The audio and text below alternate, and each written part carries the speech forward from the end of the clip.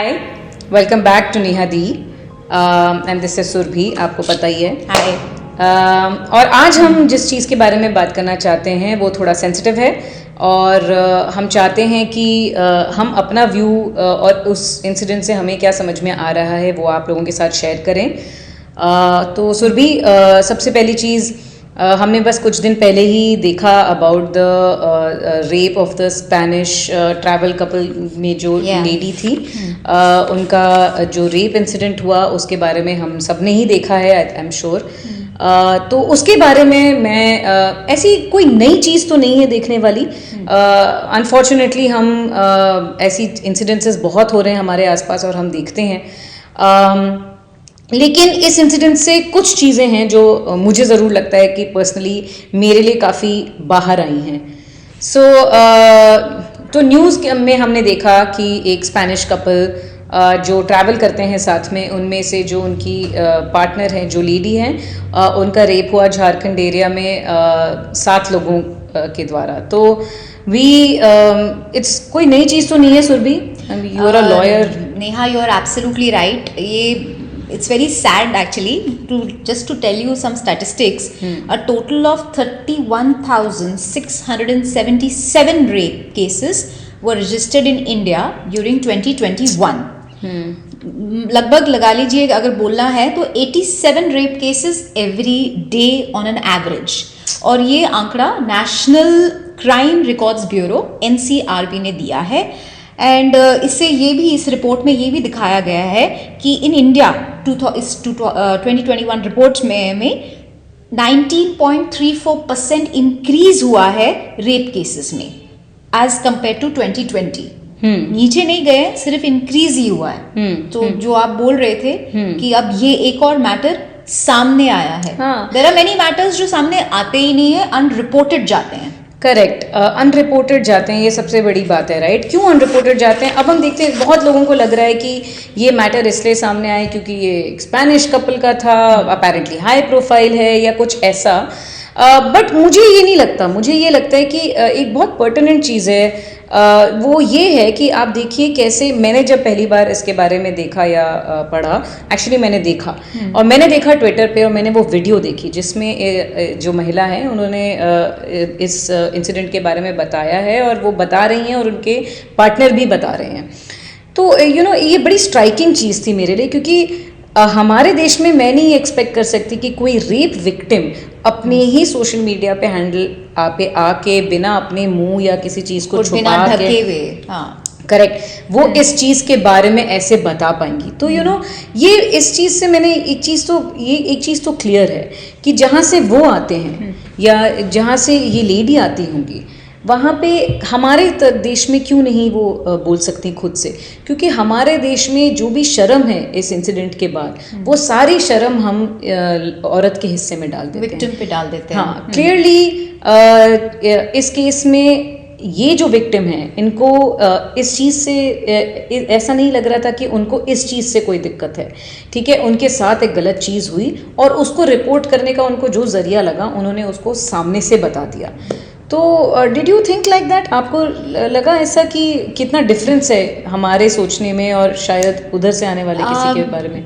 I agree, जो आप बोल रहे हो ये बहुत एक स्ट्राइकिंग चीज़ है कि वो, उनका मानना था कि मेरे साथ गलत हुआ है, इररिस्पेक्टिव ऑफ एनीथिंग एल्स। उसमें वहाँ पे कोई क्लॉज नहीं डाला गया था क्योंकि मैं अकेले ट्रैवल कर रही थी या मैंने कपड़े ऐसे पहने थे या कुछ, nothing. So what was there, उन्होंने बोला। तो नेहा, इस पे मुझे निर्भया केस 2012 दिसंबर की बात है, ये पूरा देश हिल गया था इस खबर से।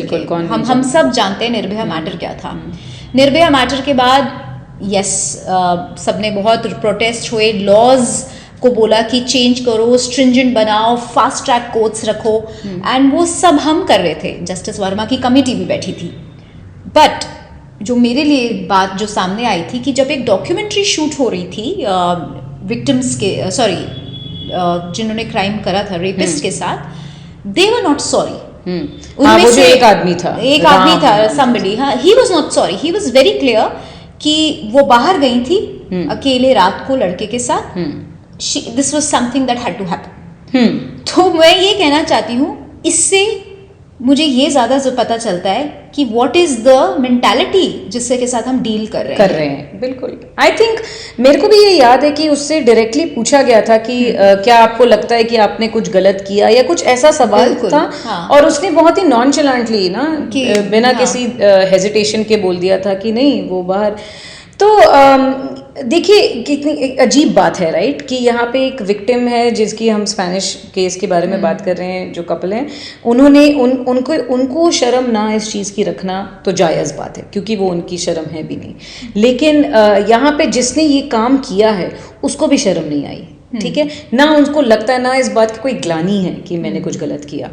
तो इससे ये समझ में आता है कि हम बार बार ये बात करते रहते हैं कि कैसे हम इन चीज़ों को या इन चीज़ों की प्रेवलेंस को रोकें, ठीक है, कैसे हम मेक श्योर करें, प्रिवेंशन की बात करते रहते हैं। हाँ। तो जब भी ये बातें होती हैं कि रेप्स नहीं होने चाहिए या सेक्सुअल ऑफेंसेस नहीं होने चाहिए या अब्यूज़ नहीं होना चाहिए, जब भी हम ये बातें करते हैं तो हमेशा ना एक देखो कोई भी सिचुएशन का एक प्रिवेंशन हो सकता है, क्योर हो सकता है, मतलब या तो आप उसको होने से रोक सकते हैं या होने के बाद उसको ठीक कर सकते हैं। तो हम जब भी इन केसेस की प्रिवेंशन की बात करते हैं तो आई डोंट नो इफ आप भी ये सोचती हैं कि नहीं कि हमेशा हम यही बात करते हैं कि औरतों को सिखाओ कि वो क्या कर सकती हैं, औरतों को goes on them। हाँ, कि औरतों को बताओ इस समय पे बाहर ना निकलें, ऐसे कपड़े ना पहने, ये चीज़ें रखें, अपने पर्स में पेपर स्प्रे रखें, ये सब चीज़ें रखें।